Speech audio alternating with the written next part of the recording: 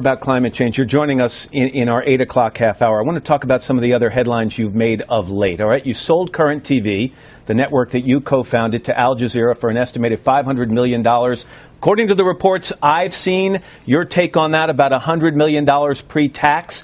Was that always just an investment to you? Maybe I was naive. I thought it was something that you had an ideological interest in. So why did it become just an investment at the end? Well, it didn't, but I'm proud of what my partner Joel Hyatt and I did with Current TV. We won every major award in television journalism.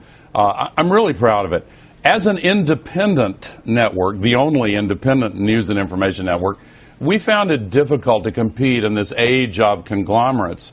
And I'm very pleased that Al Jazeera has established itself as a really respected news-gathering network. And yet, even as you sold to Al Jazeera, you, in the book, blast other television news programs saying this: virtually every news and political commentary program on television is sponsored in part by oil, coal, and gas companies, not just during campaign seasons, but all the time, year in and year out, with messages designed to soothe and reassure the audience that everything is fine, the global environment is not threatened. And the critics jumped.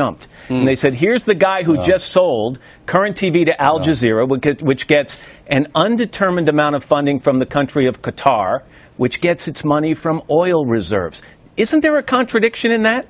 I certainly understand that criticism. I disagree with it, because I think Al Jazeera has obviously long since established itself as a really distinguished and effective news-gathering organization. And by the way, its climate coverage has been far more extensive and of high quality than any of the networks. But if they get funding from a country that bases its wealth on fossil fuels, and fossil fuels are the enemy you target in climate change, isn't there a bit of hypocrisy in that? Well, I get the criticism. I just disagree with it, because this network has established itself. It's objective. It's won major awards in countries around the world.